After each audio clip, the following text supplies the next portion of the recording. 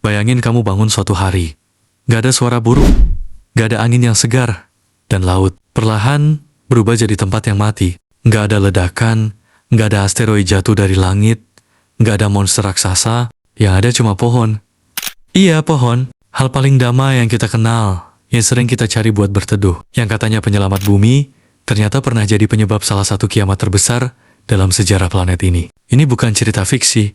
Ini benar-benar pernah terjadi. Dan cara terjadinya pelan, diam, tapi mematikan. Kita mundur sekitar 380 juta tahun lalu, ke masa yang disebut periode Devonian. Sebuah zaman di mana bumi terasa sangat asing dibandingkan dengan yang kita kenal sekarang. Tidak ada manusia, tidak ada kota, dan tidak ada suara kehidupan darat yang ramai. Daratan terlihat sepi, hampir kosong, seperti panggung besar yang belum diisi oleh pemeran utama. Jika kamu berdiri di sana, kamu mungkin akan merasa seperti berada di planet lain, dengan langit yang tampak berbeda dan udara yang terasa lebih berat. Kehidupan justru berpusat di laut, yang pada masa itu menjadi tempat paling aktif dan kompleks. Di bawah permukaan air, berbagai makhluk aneh berenang bebas, mulai dari ikan berlapis baja hingga predator lain dengan bentuk yang sulit dikenali. Laut adalah pusat kehidupan, tempat di mana keseimbangan ekosistem telah terbentuk selama jutaan tahun, sementara daratan masih berada di tahap awal perkembangannya. Di daratan, kehidupan masih jauh dari kata dominan. Tumbuhan yang ada hanyalah bentuk-bentuk sederhana yang tidak memiliki struktur kompleks dan belum mampu menguasai lingkungan sekitarnya. Mereka tidak memiliki akar yang dalam untuk menembus tanah, tidak memiliki batang kuat untuk tumbuh tinggi, dan tidak memiliki sistem yang memungkinkan mereka berkembang dalam skala besar. Daratan pada masa itu bisa dianggap sebagai ruang kosong dalam evolusi, sebuah tempat yang belum dimanfaatkan sepenuhnya oleh kehidupan. Segalanya tampak stabil dan tidak mengancam, seolah-olah tidak ada potensi perubahan besar yang sedang menunggu untuk terjadi. Evolusi tidak pernah benar-benar berhenti.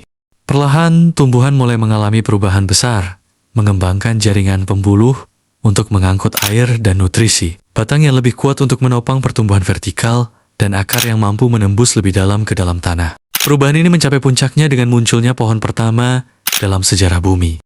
Salah satu yang paling terkenal adalah Archaeopteryx, yang memiliki karakteristik menyerupai pohon modern dengan batang berkayu dan sistem akar yang kompleks. Kehadiran pohon menandai titik balik penting, karena untuk pertama kalinya, organisme darat tidak hanya beradaptasi dengan lingkungannya, tetapi mulai mengubahnya secara aktif. Daratan yang sebelumnya kosong mulai berubah menjadi lingkungan yang lebih kompleks, menandai awal dari terbentuknya hutan pertama di planet ini.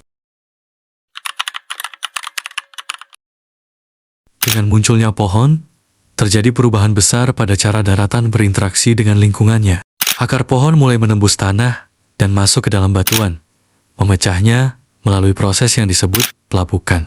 Sebelumnya, pelapukan hanya terjadi melalui proses fisik dan kimia sederhana. Tapi dengan adanya akar yang aktif, proses ini menjadi jauh lebih intens dan luas. Batuan yang selama jutaan tahun tetap utuh mulai hancur, melepaskan mineral-mineral penting seperti fosfor dan nitrogen. Nutrisi ini kemudian terbawa oleh air hujan ke sungai, dan akhirnya mengalir ke laut. Proses ini secara tidak langsung menghubungkan daratan dan laut dalam cara yang belum pernah terjadi sebelumnya, menciptakan aliran nutrisi dalam skala besar yang akan memicu perubahan lebih lanjut. Selain mengubah daratan, pohon juga memengaruhi atmosfer bumi. Melalui fotosintesis, mereka menyerap karbon dioksida dalam jumlah besar dan menyimpannya dalam bentuk biomasa. Karena karbon dioksida adalah salah satu gas rumah kaca utama, penurunan konsentrasinya menyebabkan efek rumah kaca melemah. Akibatnya, suhu global mulai menurun dan bumi memasuki fase pendinginan. Perubahan ini tidak terjadi secara drastis, melainkan perlahan dalam jangka waktu yang panjang. Namun, bahkan perubahan kecil dalam suhu global dapat mengganggu keseimbangan sistem yang telah stabil selama jutaan tahun, menciptakan kondisi yang semakin tidak stabil bagi kehidupan, terutama di laut. Nutrisi yang mengalir dari daratan ke laut, terutama fosfor, menciptakan kondisi yang sangat ideal bagi pertumbuhan alga. Hal ini menyebabkan terjadinya eutrofikasi, yaitu peningkatan kesuburan air secara berlebihan. Dalam waktu relatif singkat, populasi alga meningkat drastis dan menutupi permukaan laut, mengubah warna air menjadi hijau pekat. Sekilas, fenomena ini terlihat seperti tanda kehidupan yang berkembang pesat. Namun, di balik itu, sistem ekosistem mulai kehilangan keseimbangannya. Pertumbuhan alga yang tidak terkendali menciptakan siklus yang tidak stabil, karena alga memiliki masa hidup yang singkat dan akan segera mati setelah berkembang.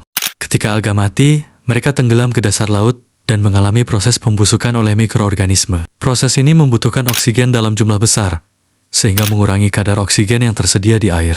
Seiring waktu, konsumsi oksigen ini melebihi kemampuan laut untuk menggantinya, menyebabkan terbentuknya zona tanpa oksigen yang disebut anoksia. Kondisi ini sangat berbahaya bagi kehidupan laut, karena sebagian besar organisme bergantung pada oksigen untuk bertahan hidup. Kepunahan massal yang sunyi, dampak dari anoksia ini sangat luas. Ikan-ikan mati, terumbu karang purba runtuh, dan seluruh rantai makanan laut terganggu. Sekitar 75% spesies laut punah dalam peristiwa yang dikenal sebagai kepunahan massal akhir Devonia.